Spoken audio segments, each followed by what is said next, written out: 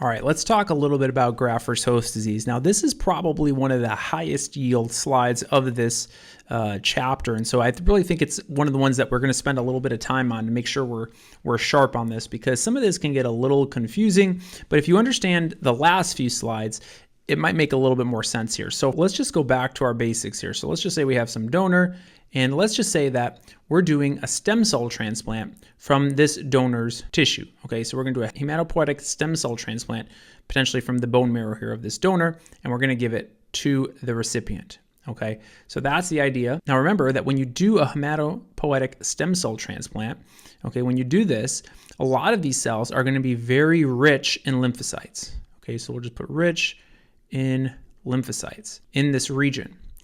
So when this donor gives this tissue that's rich in lymphocytes to the recipient, these lymphocytes might start, floating around the blood and eventually might recognize some of the tissues here in the recipient. Okay, so let's just say that here's my recipient, and I'm just going to draw my GI tract here in the recipient, and maybe these lymphocytes are, in the blood vessels around the intestines, for example, and they might recognize some of the HLA antigens on the recipient as foreign. Okay, so here's all these lymphocytes that are coming in here from the donor, and they might be floating around in the blood vessels and recognize some of these HLA antigens, particularly the CD8 positive T cells. Okay, so the CD8 positive T cells are the killer cells, again, coming from the donor, coming from this hematopoietic stem cell transplantation, right? These lymphocytes might recognize the tissues in the recipient, right? So we said in the intestines, potentially in the skin of the recipient, right? So in the skin. So these lymphocytes are going to start to recognize some of this tissue as foreign. Again, probably because there could be some, sensitization or HLA incompatibility that's causing this. But again, these lymphocytes, usually going to be CD8 positive, are recognizing these cells. Now, if they're recognizing all of these cells in the recipient, they're probably recognizing MHC1, right? Especially if they're CD8 positive.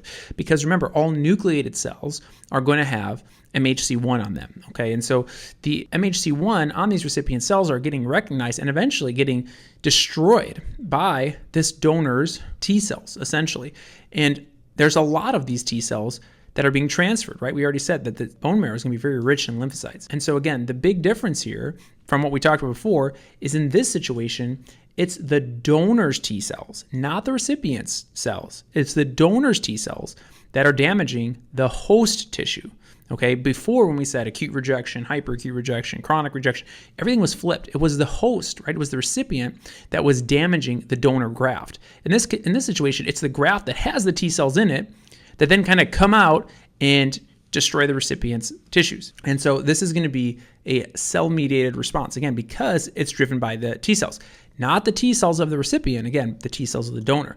And because of that, it's going to be a type 4 hypersensitivity reaction. We're primarily talking about CD8 positive T cells. Now, the onset for this is completely variable, okay? It's not particularly high yield to know that, but it is high yield to know that when you see a board question, they say this patient got a hematopoietic stem cell transplantation, you immediately should think about graft versus host disease. Now, if they said that this patient had a kidney transplant or renal transplant, I wouldn't jump to this, right? I wouldn't think of this necessarily. But when I see hematopoietic stem cell transplantation, that's my first clue.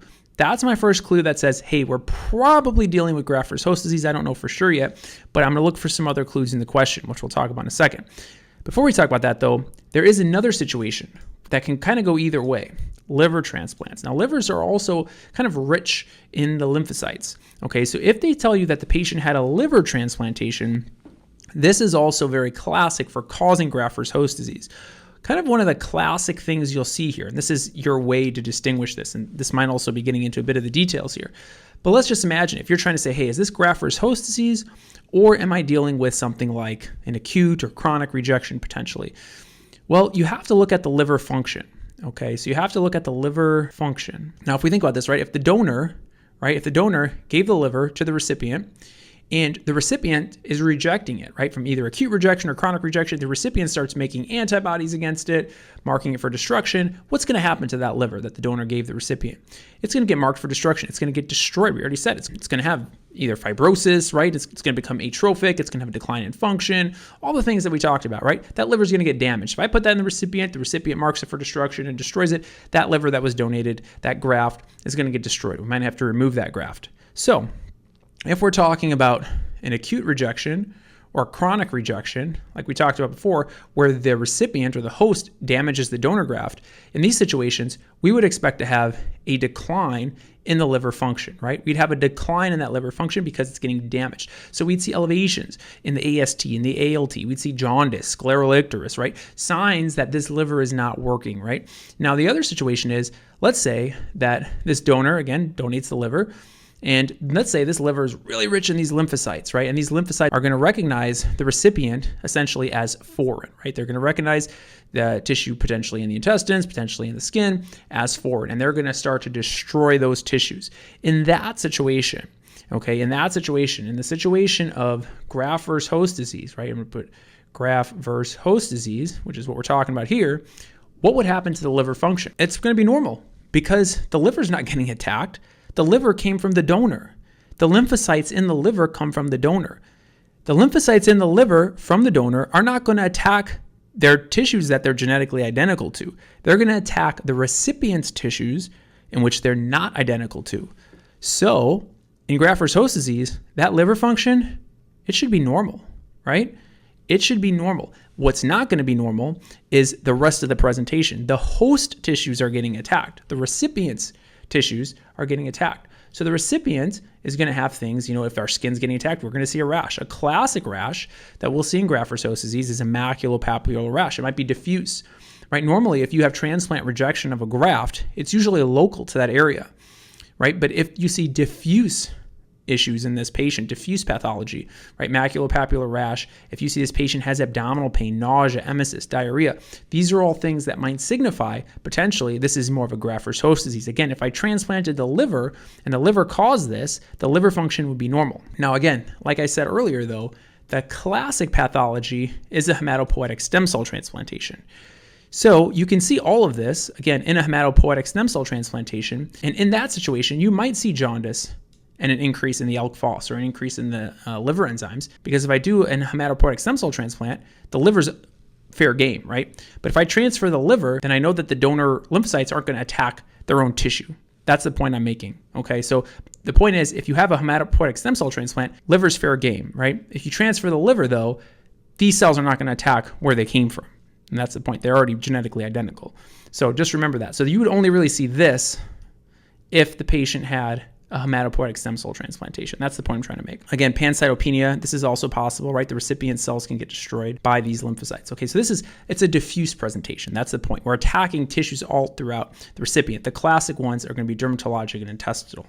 All right, and again, we're going to see lymphocytic infiltration of the host specimen. Now, there's something in here that's subtle that's important. Okay, we already said you can see lymphocytic infiltrate in acute rejection, chronic rejection, but the key is the host specimen. So let's just say this patient has a maculopapular rash. You do a biopsy of the skin.